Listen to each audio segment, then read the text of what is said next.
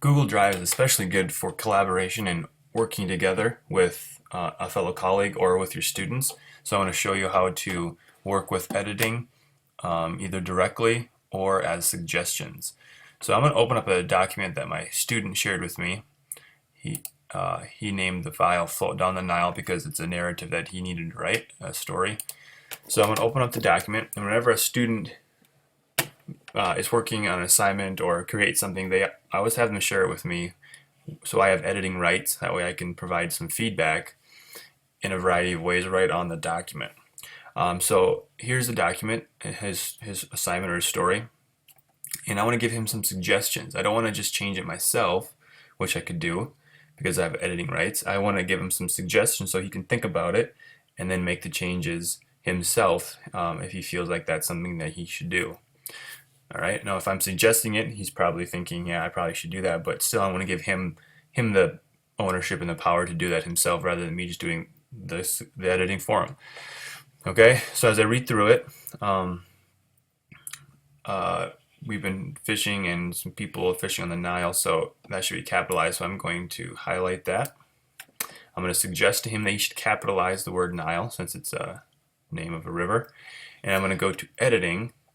And I'm going to go to suggesting. So I'm going to go into suggesting mode, which allows me to change things, but only as a suggestion. Okay, so let's see what happens there. So I have Nile highlighted. I'm going to delete Nile and type the capital version of the word Nile.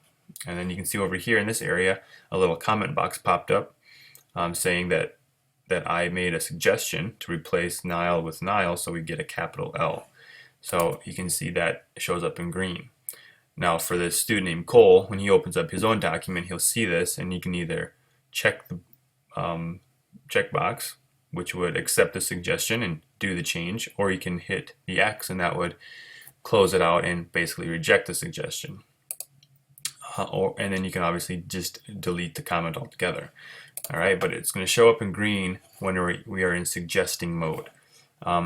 As you read through this, he talks about fishing, and I thought maybe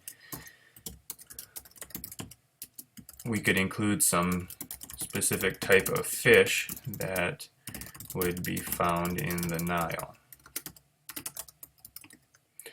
Okay, so there's another suggestion, and when we go over to the comment box for this one, if he hits the checkbox, he's going to add that, which I don't want him to add that. I just want him to pretty much do what it says.